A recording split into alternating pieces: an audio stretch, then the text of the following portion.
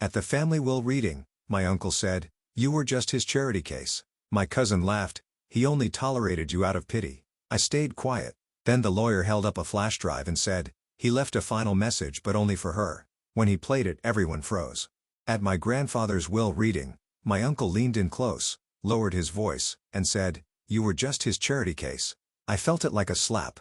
Not loud, not public, but sharp enough to slice something in me I didn't know was still soft. My cousin Tessa, sitting just 2 seats away in a silk dress too bright for a funeral, laughed without looking up from her phone. "He only tolerated you out of pity," she said, like it was a fact we'd all agreed on years ago.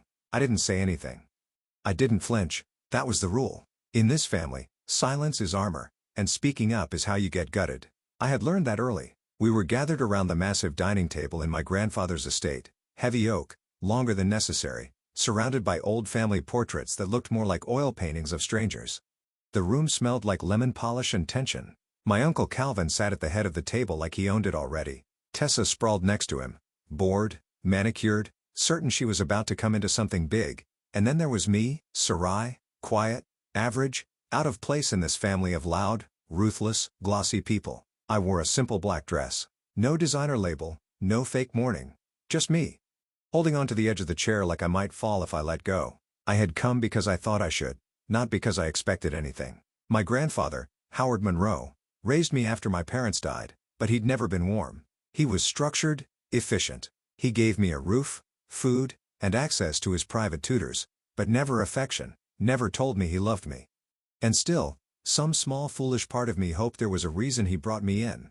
Something more than duty. The lawyer cleared his throat. His name was Mr. Blanchard. Crisp suit, calm voice, no-nonsense demeanor. He'd been with our family forever, one of the few who treated me with a basic kind of respect. He began reading the will, and I braced for what I knew was coming. Calvin got the real estate, the stocks, the antique cars. Tessa got a trust fund and jewelry that had belonged to our great-grandmother. The tone was businesslike, emotionless. I waited for my name. Nothing. Then Mr. Blanchard paused just for a second, enough to make the room shift. "There is one final item," he said, looking directly at me. "Your grandfather recorded a personal message. It is to be played for one person only, Sarai Monroe." Every head turned. "What kind of message?" Calvin asked, his tone instantly defensive. "A video message," Mr. Blanchard replied, lifting a small silver flash drive from a leather case. He recorded it shortly before his passing. He was specific. "It is not to be shared, discussed, or replayed in this room unless Sarai gives her consent." Tessa rolled her eyes. "You're kidding. He left her a video? That's what she gets?" Calvin didn't laugh. He looked at me like I'd stolen something, and still, I said nothing. I just stared at the flash drive. My hands were in my lap, clenched so tightly I couldn't feel my fingers. I didn't know what the message would say. Part of me didn't want to hear it, not in front of them, not if it confirmed what they were saying, that I was never more than a shadow in that house. But something in Mr. Blanchard's expression stopped me. He wasn't looking at me with pity. He looked steady, like this mattered, like he knew it mattered. I nodded once. He slid the flash drive into the laptop. The room went quiet, not respectful quiet, suspicious quiet. You could feel everyone holding their breath, waiting for some sign that this was a joke, that I was about to be embarrassed again, and then the screen came to life. My grandfather's face appeared, pale, tired, but his eyes were clear. And the first words he spoke were, "Sarai, if you're hearing this, then I've already left. But there are things you need to know." The entire room froze. Growing up in the Monroe family felt like living in a house where you were always one mistake away from being invisible. It was grand, filled with chandeliers, piano music at dinner, and guests who wore designer clothes like armor. From the outside, everything looked pristine. Inside, it was cold. My name is Sarai Monroe. I wasn't born into this legacy. My parents, Rebecca and James, died in a car accident when I was 12. There was no one left to take me in, so my grandfather, Howard Monroe, stepped in. He didn't say much the day he brought me to his estate. He just handed me a key to a guest room and said, "Make yourself useful." He was a man of systems. He liked his mornings quiet, his papers ironed, and his family in check. He paid for my schooling, kept me fed, and never raised his voice. But he never called me his granddaughter, not once. The only time I ever saw him smile was when my cousin Tessa got accepted into some overpriced private academy. She was the kind of girl who had her name stitched into her clothes, who rolled her eyes at the help, who only spoke to me when she needed someone to cover for her. Her father, Calvin, my uncle, was no better. He ran the Monroe business empire after my grandfather stepped down. And from the moment I arrived, he made it clear that I was not family. I was a stray taken in, a reminder of a tragedy they never wanted. Still, I kept my head down. I studied hard. I graduated early. I worked small jobs during the summers while Tessa traveled to Europe, and Calvin bought lake houses he never used. I was grateful even when it hurt. Told myself that maybe if I stayed out of the way long enough, they'd eventually see me, really see me, but they didn't. Even after I moved out at 21, I sent my grandfather birthday cards. I visited when I could. I brought groceries when I knew the staff was off. He never asked for it. Never thanked me either. He would just nod once and go back to his crossword puzzles. When he passed, I didn't cry the way I thought I would. I felt like something ancient had finally gone still. The funeral was tasteful, expensive, full of people who called him a legend and a force. I stood in the back, not because I was hiding, but because no one offered me a seat near the family, not that I expected one. 2 weeks later, I got the email from Mr. Blanchard, the family lawyer. Formal as always. He requested my presence at the Monroe estate for the reading of the will. I debated not going. I already knew what was coming. Calvin would get everything. Tessa would get enough to keep her smug for another decade. I would get a pat on the head and a kind word if that. Still, I showed up. I wore a black dress I'd worn once to a scholarship dinner. I did my makeup like armor, kept my hair tied back. No frills, no room for hope. When I walked into the estate, everything felt the same. Same dark wood floors, same smell of polished brass and fading flowers. The paintings on the walls watched like they were waiting for someone to disappoint them. Mr. Blanchard greeted me at the door. He was polite, his face unreadable. Calvin sat at the far end of the table, his Rolex catching the light as he tapped the wood impatiently. Tessa scrolled on her phone like the whole event was a waste of time. No one looked up when I walked in. No one greeted me. I took a seat near the middle of the table, not close enough to pretend I belonged, but not far enough to look like I was hiding. I wasn't here to beg for anything. I just wanted to hear the last words of the man who raised me, even if those words weren't meant for me. The chairs creaked. Mr. Blanchard opened the folder, and everything I thought I knew about this family began to crack. The will reading started like a transaction. No tears, no sentiment, just Mr. Blanchard's calm voice cutting through the silence of the room. I sat perfectly still as he unfolded the legal documents in front of him and began reading. To my son, Calvin Monroe, he began, I leave full ownership of the Monroe Properties portfolio, the Eastwood cabin, and the contents of my safety deposit box at First Federal Bank. Calvin didn't react. He sat with his arms crossed like he had expected this all along. He gave a small satisfied nod, like he was simply confirming what he already considered his. Mr. Blanchard continued, to my granddaughter, Tessa Monroe, I leave the family jewelry, the contents of the Aspen storage unit, and the remaining assets of the Livingston Trust. Tessa looked up from her phone long enough to smirk. She glanced at me briefly, her mouth twitching like she wanted to laugh. She didn't. She didn't need to. The message was clear. Calvin got the power, Tessa got the sparkle, and I waited. Mr. Blanchard paused, flipping to the final page. My heart started pounding. I told myself not to expect anything, but it still hurt to sit there waiting like some outsider who had wandered in off the street. There's one final instruction, he said, his tone changing just slightly. Howard Monroe left behind a personal message, a video recording. It is addressed to Sarai Monroe only. That's when Calvin turned his head slowly. His expression didn't change, but his eyes narrowed. Tessa stopped scrolling. What kind of message? Calvin asked. His voice was calm, but tight. A video, Mr. Blanchard said. He recorded it in the final week of his life. He was very specific. It is not to be shared or discussed. It is for Sarai and Sarai alone. A message? Tessa said, the word practically dripping with sarcasm. That's what she gets? Not even a keepsake? She was barely family, Calvin added. He gave her a roof, fed her. That should have been enough. I didn't say a word. I kept my eyes on the table in front of me, tracing the wood grain with my fingertips like it might keep me grounded. I believe Mr. Monroe's instructions are to be respected, Mr. Blanchard said, holding up a silver flash drive. The message can be played now, but only if Sarai consents. Calvin leaned back smiling like he already knew what was coming. Go on then, he said. Let's hear what old Howard had to say to his little charity case. Tessa snorted. I swear, if it's some speech about working hard and keeping your chin up, I'm walking out. I could feel their words trying to pierce me, but I refused to react. That was the only power I had ever had in this family, to not give them the satisfaction of seeing me break. I nodded once. Mr. Blanchard plugged in the flash drive. The room went quiet. No one shuffled. No one cleared their throat. Even the air felt still, like the house was holding its breath. The screen lit up. My grandfather's face appeared, thinner than I remembered, but his eyes were sharp. He wore his usual navy sweater, and he looked directly into the camera. "Sir Rye," he began. "If you're seeing this, I'm gone." The sound of his voice filled the room and everything changed. No one spoke. Calvin's smirk faded. Tessa sat straighter in her chair. He didn't sound tired. He didn't sound formal. He sounded like a man with something real to say. "I never said much while I was alive," he continued. "But there are things I need you to hear, things I should have told you a long time ago." I sat frozen. My palms were damp and my jaw was tight. I didn't know what was coming, but I could feel the weight of it already. From across the table, Calvin's eyes shifted to mine. He didn't look smug anymore. He looked wary. And just like that, the power in the room had shifted. For the first time in my life, everyone was silent, and they were all listening to something meant only for me. I don't remember breathing as the video played.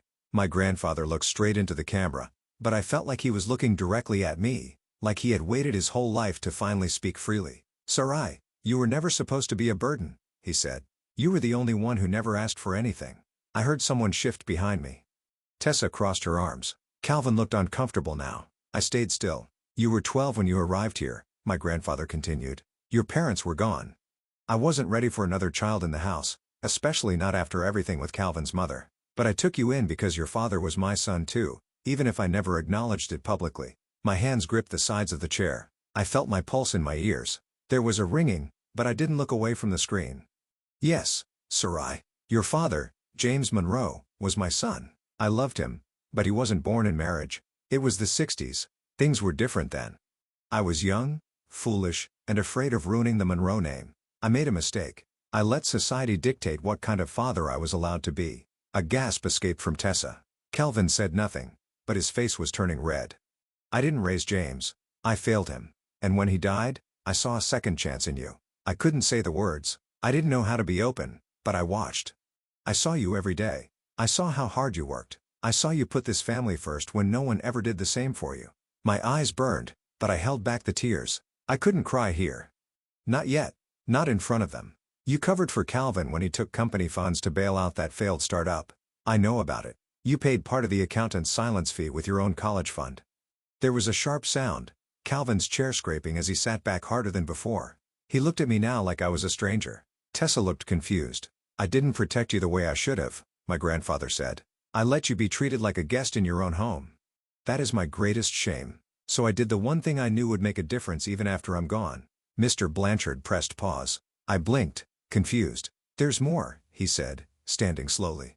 "But before we continue, I need to state something for the record." He reached into his briefcase and pulled out a slim black folder. "Several years ago, Mr. Monroe initiated a legal adoption. It was finalized. Sarai Monroe is, under the law, his daughter. She is his sole direct heir." Calvin stood up. "This is a joke," he said, his voice rising. He was senile. "That wasn't real. That was never mentioned." Mr. Blanchard didn't flinch. He filed it himself. "There are notarized signatures. It is binding." Tessa stared at me like she was trying to reprocess every conversation we'd ever had. Calvin leaned forward, gripping the edge of the table. "You knew about this?" he demanded. "No," I said, my voice steady. "I didn't, and that was the truth. I never knew any of it. I never imagined he would go through legal steps to claim me as his own. I thought I was just someone he kept around out of guilt, but now the entire foundation of my identity was shifting beneath me." Mr. Blanchard continued. "As the legal heir, Sarai now holds majority control of Monroe Enterprises. The estate's main residence and corporate voting rights transfer to her as per Howard Monroe's final will." The air felt heavy. Every eye in the room was on me. Not with pity, not with amusement, with something closer to fear. I was no longer the girl in the corner. I was the daughter, the heir, the one person Howard Monroe had trusted with everything. I turned back to the screen. My grandfather's face remained still, frozen in mid-thought before the final segment would play. I nodded. "Keep playing it," because now I needed to hear everything. Mr. Blanchard pressed play again, and my grandfather's voice returned. His tone was steady, but there was something different now. Something heavier. He wasn't just leaving behind instructions. He was telling the truth for the first time. "I built Monroe Enterprises with one goal in mind: legacy. I thought that meant wealth, properties, the Monroe name on buildings. I was wrong." He paused for a breath. "Not out of weakness, but deliberation. Legacy is not in the things we leave behind. It's in the people we shape and the ones we choose when the world says not to. Sarai, you were never just someone I took in. You were my second chance. I failed your father. I didn't deserve the right to raise his child, but you gave me that chance anyway." Calvin had sunk back into his chair, his jaw clenched, his eyes dark. He wasn't angry anymore. He was unraveling. Tessa stared at the screen like she was watching a stranger speak her grandfather's words. "You were the only one in this family who never lied to me," my grandfather continued. "You never used my name to get ahead. You never asked me for favors or tried to manipulate my decisions. You earned everything you have, and I made sure no one could take it away from you." My throat tightened. Every memory rushed back in waves, studying alone at night while Tessa partied, skipping meals to save money when I was too ashamed to ask for help. Fixing the leaky sink myself because the staff wouldn't bother. I thought no one noticed, but he had. "I know this will anger them," he said plainly. "Let it. They had my attention their whole lives. You had my respect. That is why I've left the controlling shares of Monroe Enterprises to you. All executive decisions now require your approval. You don't need to play by their rules anymore." There it was.